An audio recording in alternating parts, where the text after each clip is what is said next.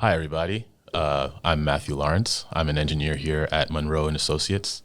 At Munro and Associates, we do benchmarking, teardowns, costing. That's what we specialize in at Munro. Today on the podcast, we have Aaron Smith. He is the Chief Commercial Officer of Principal Power. He has been on the forefront of wind power and pushing that industry forward. Aaron, you started as an economist, right? You started as an economist. You started getting into the research and development of these wind turbines and getting more wind energy from the deep waters that are just not accessible. So I guess I'll pass it on to you and let you introduce yourself too. All right. Thanks so much, Matthew. Yeah, so my name is Aaron Smith. I'm the Chief Commercial Officer of Principal Power, and I've been with the company for about 10 years now. Before that, I was at the National Renewable Energy Lab in Boulder, Colorado, and I've had the, absolute pleasure to spend the last 15 years trying to figure out how we get this deep water offshore wind workable, bankable, economical, and then support the global expansion of this enormous renewable energy resource globally. So happy to be here, and thanks for having me. Of course. I guess one of the first questions is what kind of drew you from the national labs into the wind power and wind turbines, and from that kind of research and policy into renewables? Yeah, so I guess I have a father who has been working on wind turbines his entire professional career. So when I was born, he was out in California installing and maintaining some of the original wind farms. And so it's been a little bit in my blood.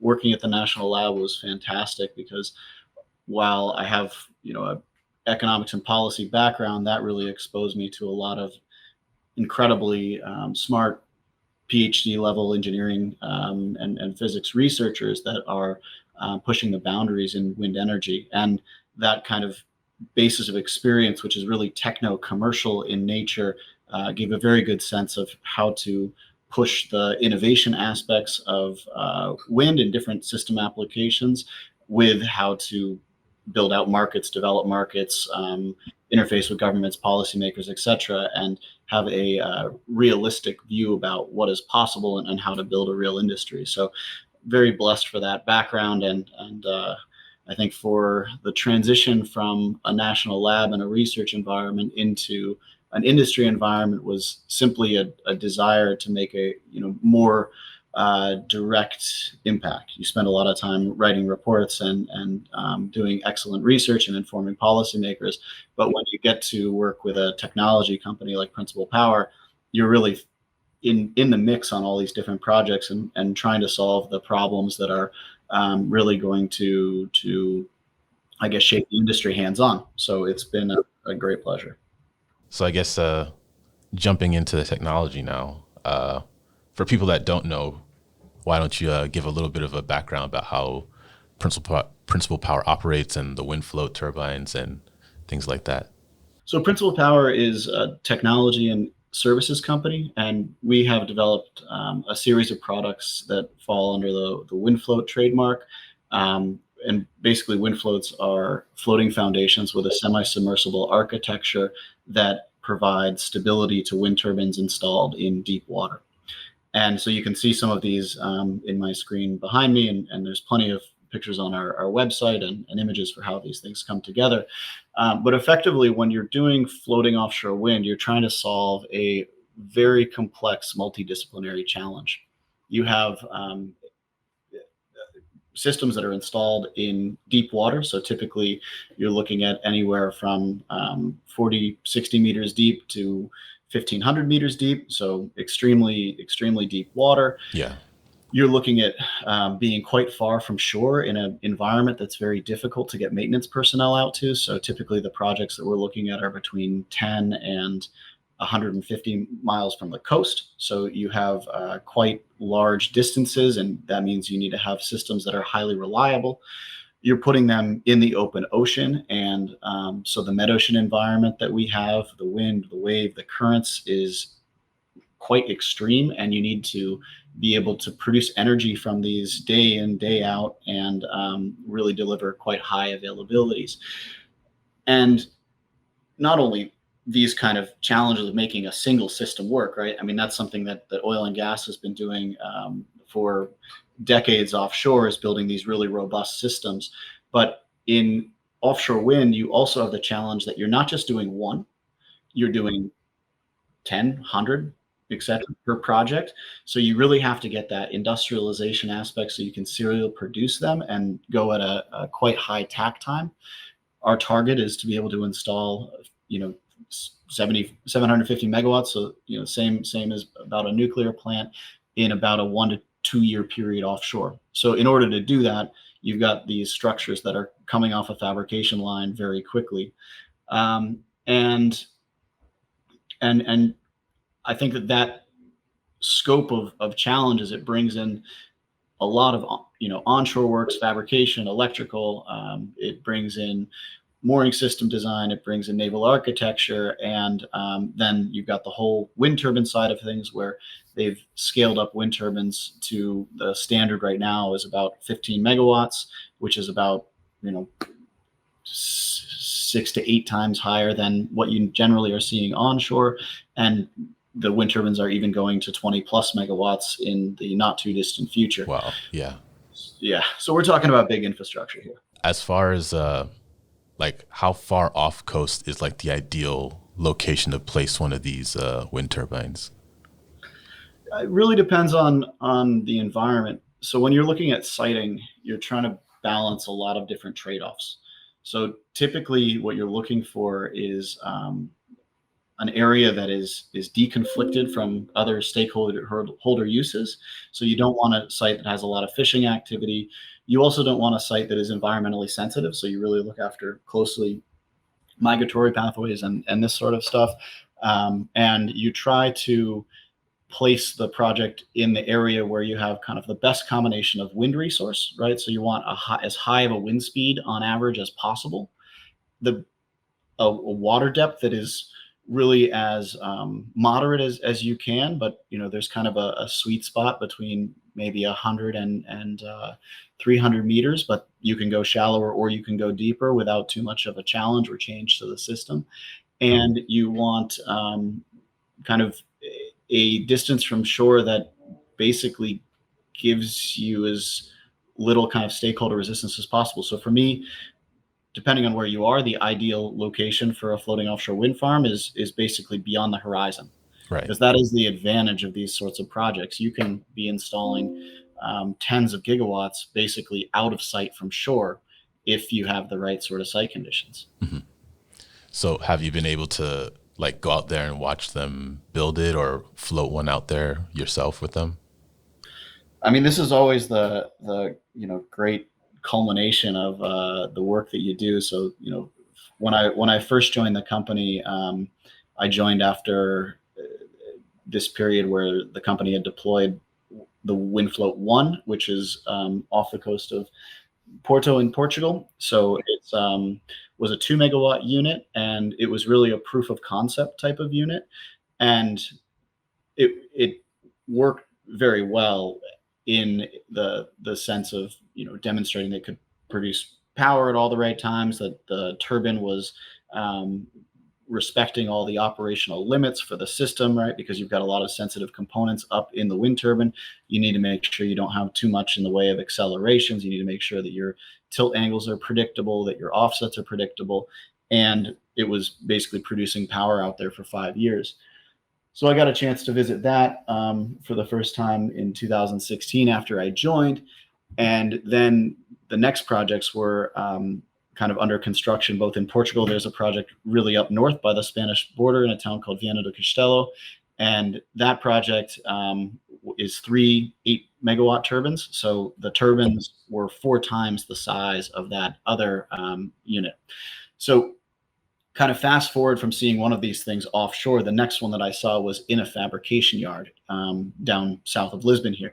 And the unit, they're huge, right? They're 30 meters from the base to the top of the unit. when they're in the water, Of you the only see blade, about or of like no, the so of gearbox? the so if you look at like kind of the yellow substructure, that's the scope of what we design, right? If you go from the what's submerged underwater, the very bottom of the structure, to the top of the structure that you see opposed where it intersects with the wind turbine tower, Oh, you're okay. talking 30 meters that distance, right? Wow. And Okay. then the wind turbine, it extends another 100 meters up to the nacelle at the center of the rotor star. And then it's 174 meters to the very top of the turbine. Okay. Yeah, So these are really massive. long structures. Yeah. And so then you see these in the fabrication yard, and you're looking up at this thing that you've only seen, on drawing boards and in design. Yeah. And you're like, And it wait, really gives I you a really sense of am an ant.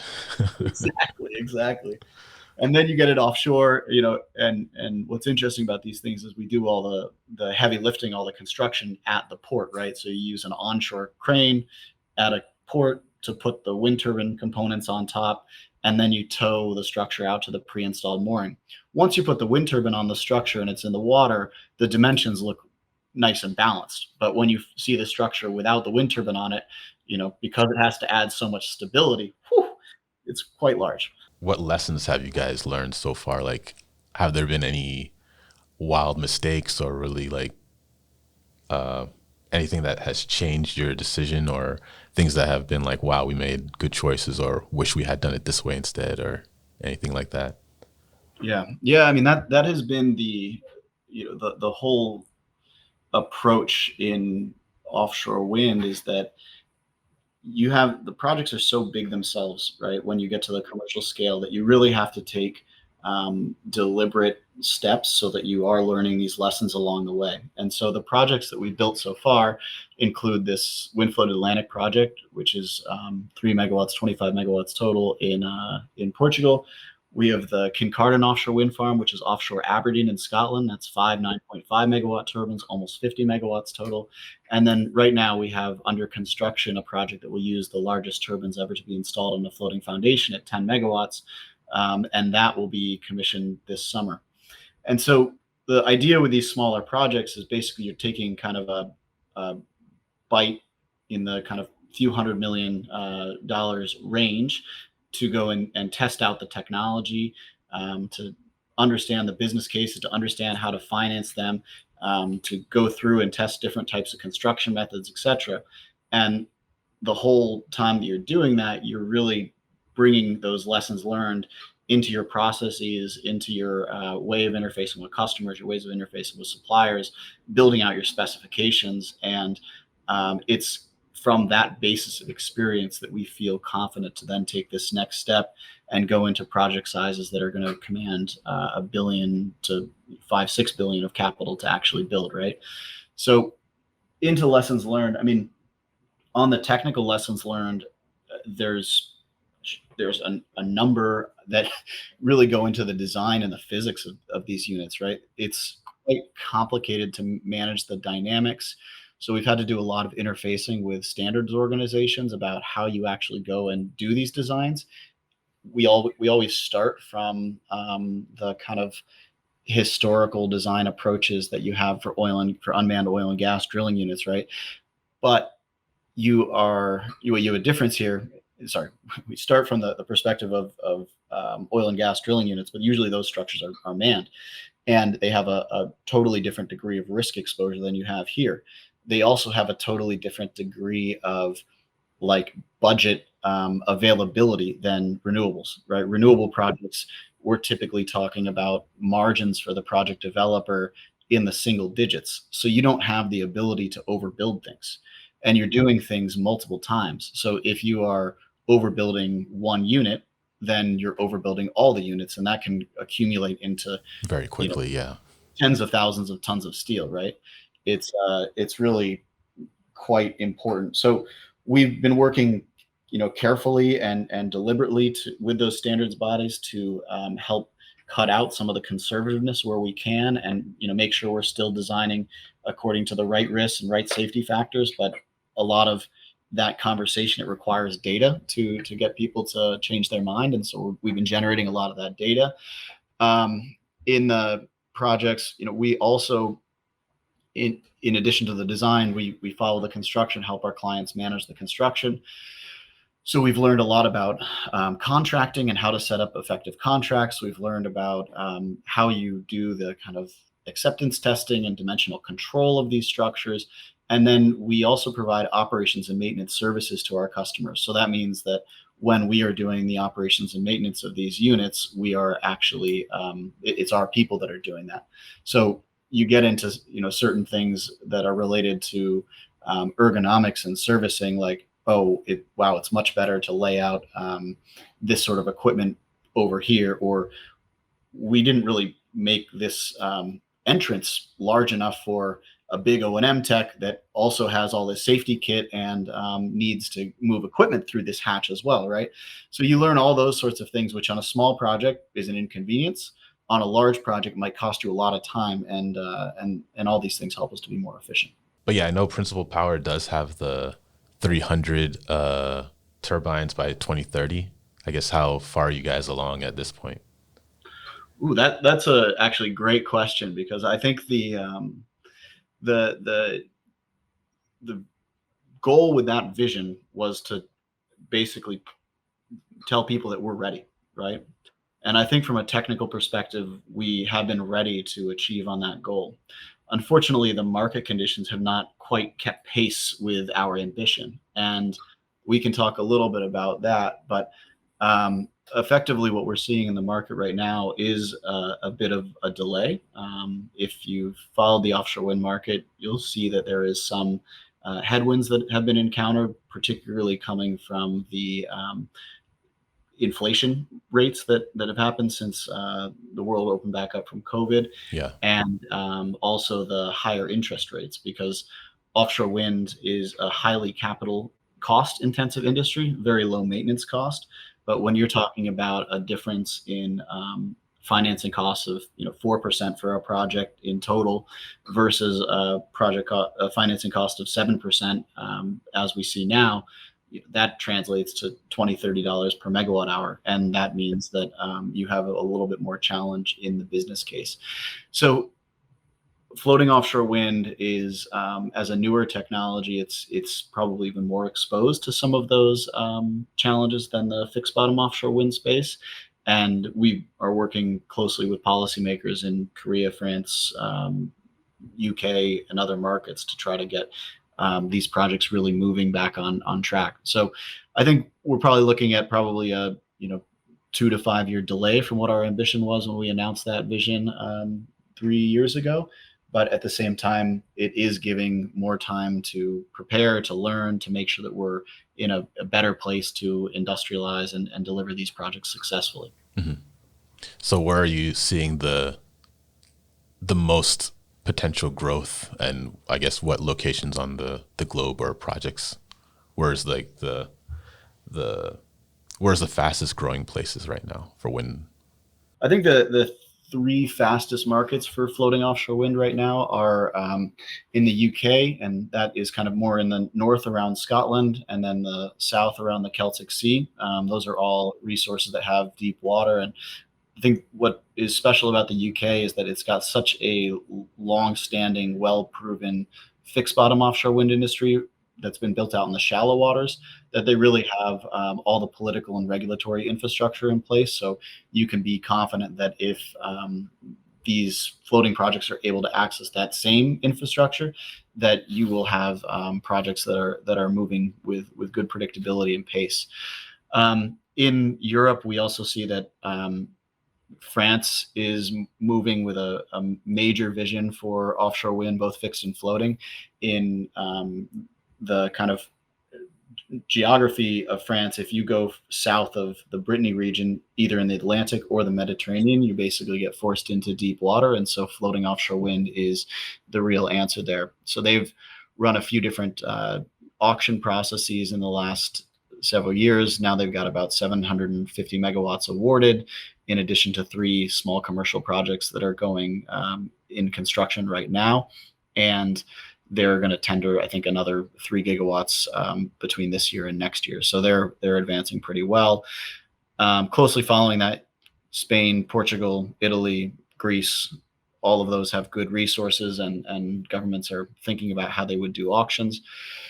But I think in the long term, the real priority markets, the markets that are going to drive significant deployment, are your kind of East Asian nations that have the combination of really high population density, very mountainous terrain, and large coastlines and with solid wind resources. So Korea, Japan, Taiwan, Vietnam, Philippines, and China is also pushing ahead with floating offshore wind deployment as well. Okay, those are definitely in the medium term very attractive markets, and Korea is really leading the charge right now. Korea has already awarded 750 megawatts, and they're coming into an auction in November where they're looking to award a lot more. And the benefit there is that you have an enormous shipbuilding industry that's already established in Korea, and a lot of that infrastructure is readily applicable to floating offshore wind. And that's a bit of a different story than Europe, where the shipbuilding industry is a bit out of date compared to the East Asian shipbuilding industry. When you say awarding like 750 megawatts or 500 megawatts, what does that mean in terms of a government awarding a commercial project? Yeah, so a little bit the interesting kind of market development aspect of offshore wind is that when you're normally developing renewable energy projects or any other sort of project, you're basically able to negotiate with private landowners for the access to the space.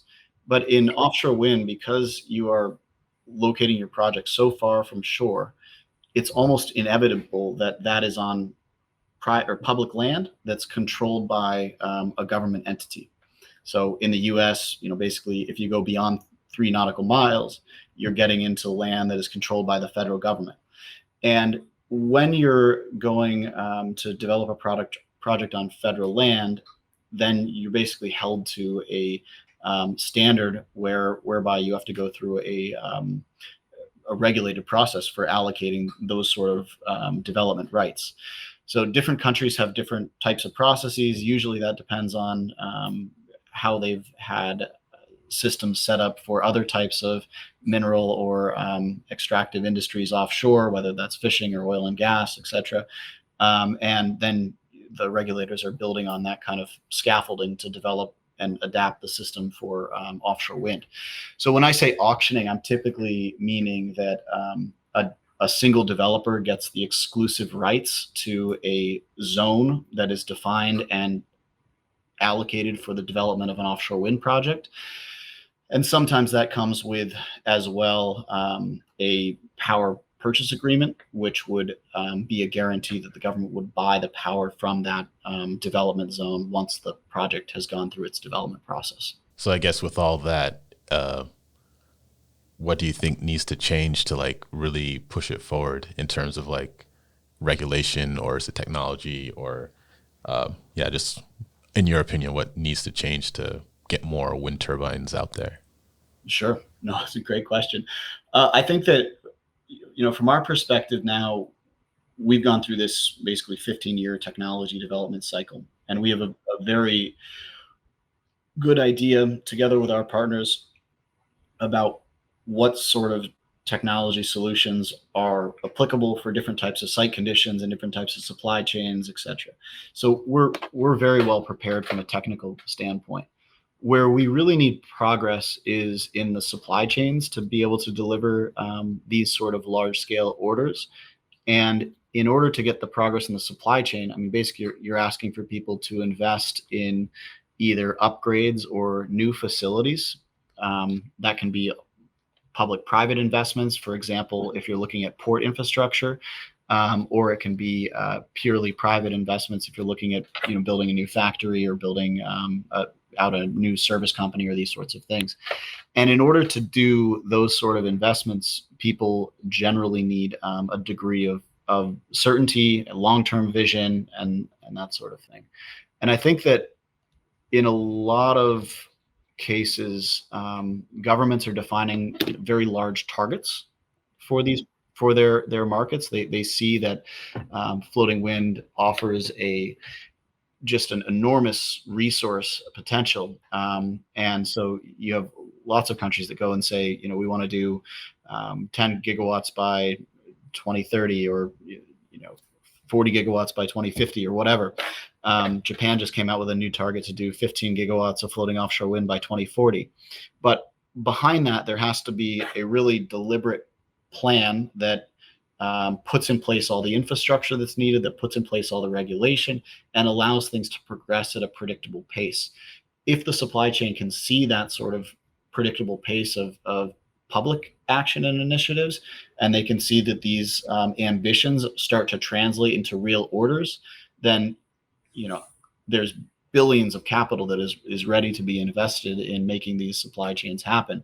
But until you have that kind of political certainty, I think what everyone is doing is trying to use as much as possible the existing capacity that you can, piece everything together, and then you're getting something that is less efficient than if you're thinking in a longer term way, and that has a bit of a higher cost implication. So for us, when we talk about industrializing our product, industrializing our technology, I mean, the very first thing that we're doing is we're saying, how do we build this with existing shipyards, existing capacity?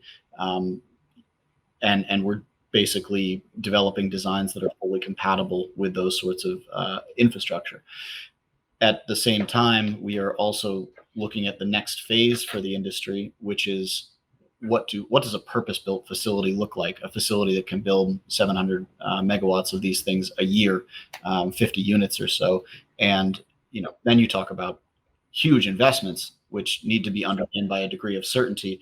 But that's how you really will achieve the full cost out here, is by developing kind of more customized infrastructure. Yeah, I could definitely see building a dedicated shipyard that would more than likely expand and accelerate everything that you guys are trying to do. Where would you want to have that location? Would it be in Portugal?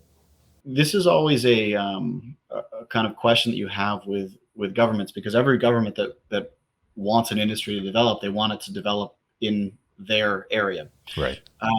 I think as an industry, offshore wind's a very global industry, and whatever is done, it needs to be able to deliver in the market that is stable and underpinning the investment, right? The anchor for the investment. But then you also need to be internationally competitive, which means having access to, good power prices, good land prices, good labor force, all these sorts of things. And so when we would look at where does it make sense to make an investment, we would always look at how much is that particular market going to be demanding.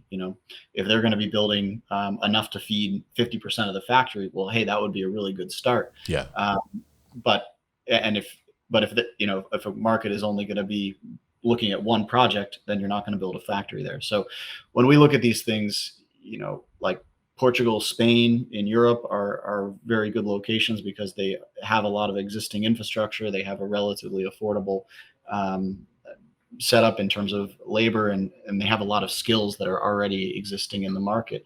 But you look at a market like the UK, and it's possible to do an investment there because they have awarded over 30 gigawatts of floating offshore wind projects. And so as those things start to roll and gain some steam and predictability, I could see people building factories there. But then you also have Korea and Japan, which have large shipbuilding presence and could also support these sorts of facilities if they have their own sort of domestic targets that are progressing well. I'd say the big cost advantage that we see in the market right now, it is coming from the Chinese market, right? We are seeing that Chinese suppliers have made very large investments in shipyards over the last 10 years. There's been a corresponding increase in quality in the past. I think people would really look askance at quality coming out of those shipyards, but you have a lot of learning that's happening, and because there's a real cost differential, I think that starts to become more seriously considered as a way of delivering these structures. Mm-hmm. And then you guys have a direct competition for your company. Are there other like floating wind uh, turbines out there? Hundreds of them. Yeah. Yeah. No, I think it's a very interesting space from a competitive landscape perspective. We've been doing this for a very long time, and I think that our experience and track record is pretty hard to touch. The only other company that has as much deployed experience as we do is Equinor, which is the state-owned oil and gas company from Norway. And, together we've spent the last 15, 20 years, pushing the industry and kind of leapfrogging each other in terms of the amount of capacity and that sort of thing. And I think they've been doing an excellent job, but they're also kind of a customer, right? They're a user of this sort of technology, and so they've um, they've done this very well. But when you look at like the rest of the landscape, there's a lot of people with interesting design ideas. Everybody kind of has to go through this path of proving the technology, proving it works, showing how it goes. Some people come to it from an oil and gas background. Some people come to it from just a pure naval architecture academic background. And I think there's a lot of room in this space for new ideas. The question is just, I mean, there's huge barriers to entry from a kind of technical experience point of view, and getting finance for these kind of small commercial projects to prove out the technology.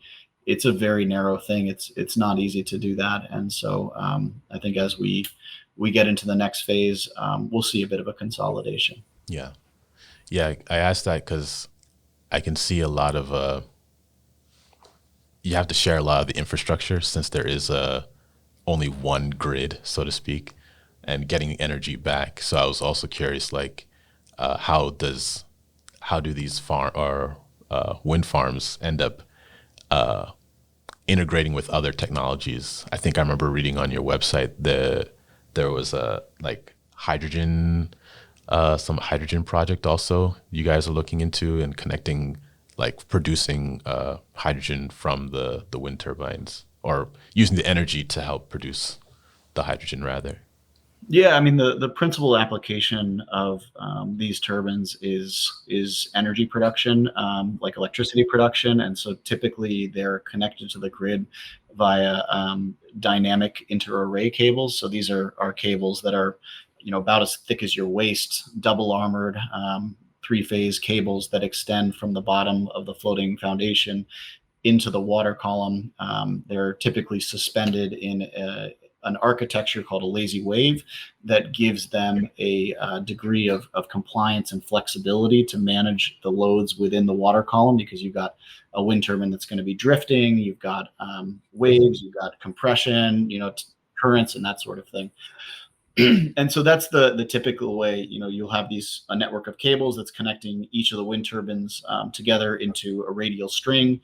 If you've got a big enough wind farm, you'll bring those radial strings together into a substation. The substation will step up the power to an export voltage. Could be HVAC if it's closer to shore, 70, 100 meters or 100 kilometers, or it could be HVDC if it's a bit beyond that, and a really big project. And then you're just delivering power to the grid as any other energy project. We have looked at integrations and how that electricity could be used in other types of applications. We've looked at hydrogen, we looked at desalination, and I think that if you can get the power price to the right level, it can be interesting and competitive.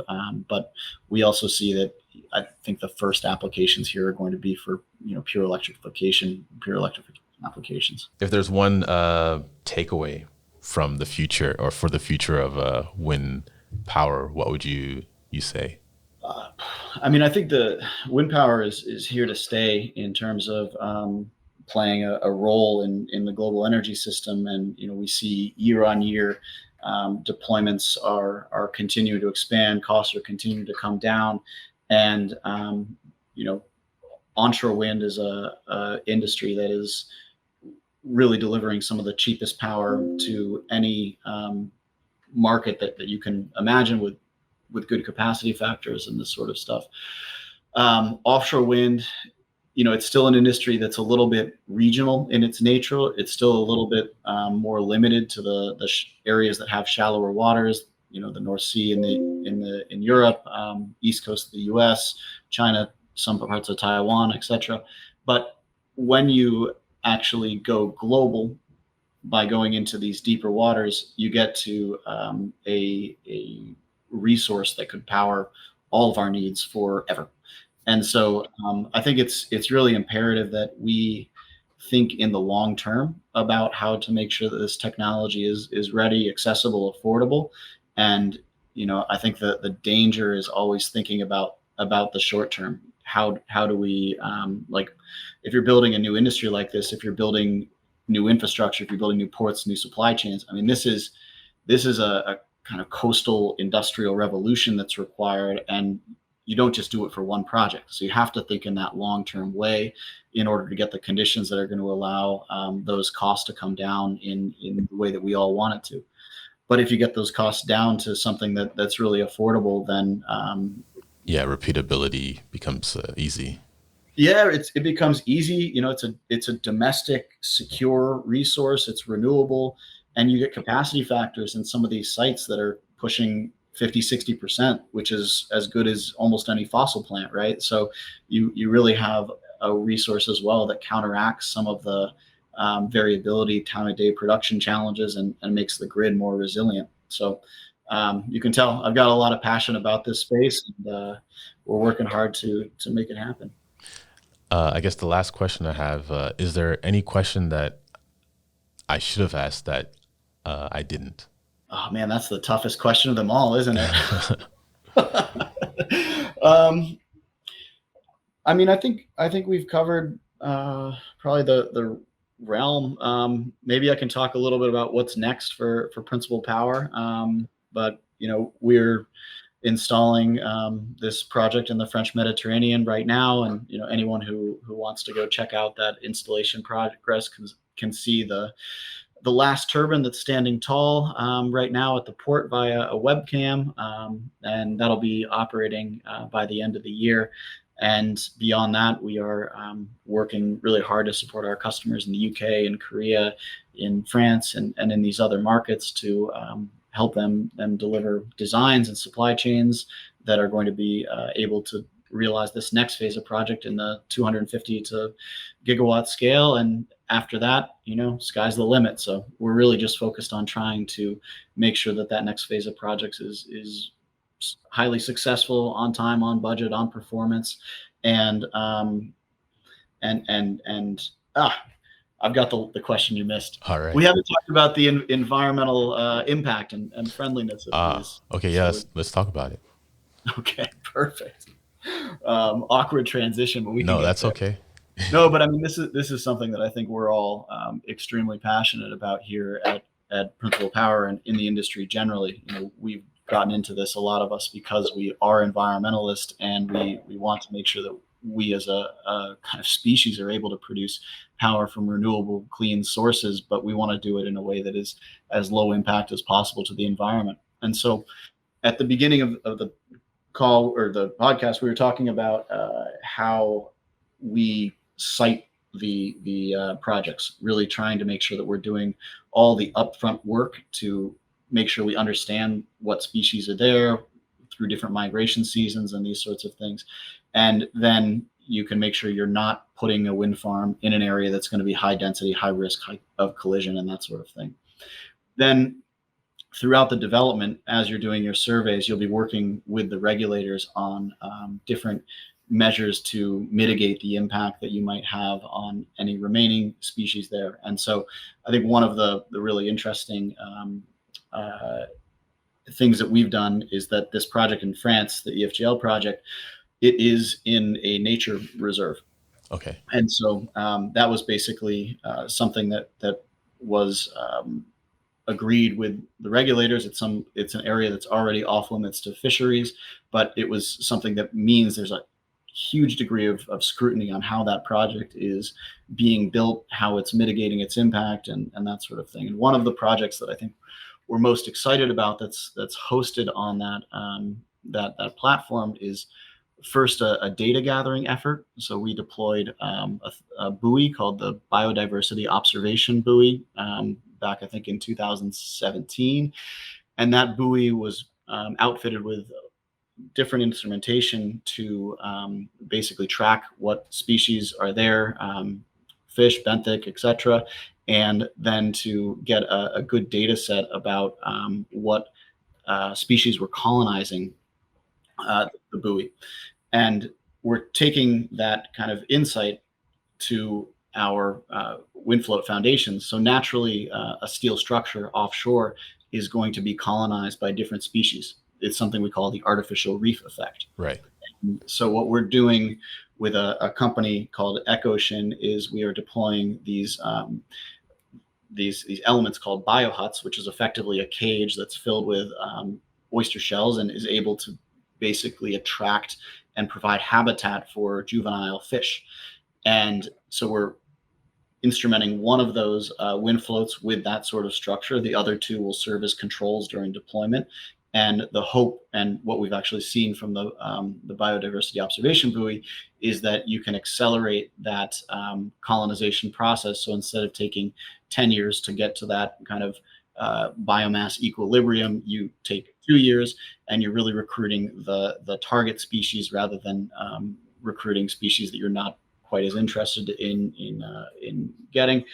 And the hope there is that when you create these protected areas, because you won't really be able to do certain types of fishing within a floating wind farm, that we can then use the artificial reef effect to provide shelter to different species, to help them develop a bit of a population recovery to support the expansion of biodiversity in the ocean. So that's something we'll be gathering data on over the course of the first several years of the project's operation and reporting back. And if it is something that is really developing a meaningful impact, I'm sure you'll see it adopted in a lot of different offshore wind farms worldwide. Well, that's all I got at the moment. Thank you again for joining us here at Munro Live. Yeah. Well, thank you, Matt. If you want to plug your socials or anything like that, or where people can reach out and contact you. Of course, yeah. Mostly find me on LinkedIn, and happy to have a discussion with anybody who's interested in finding out more. Thanks so much. All right. Thanks again.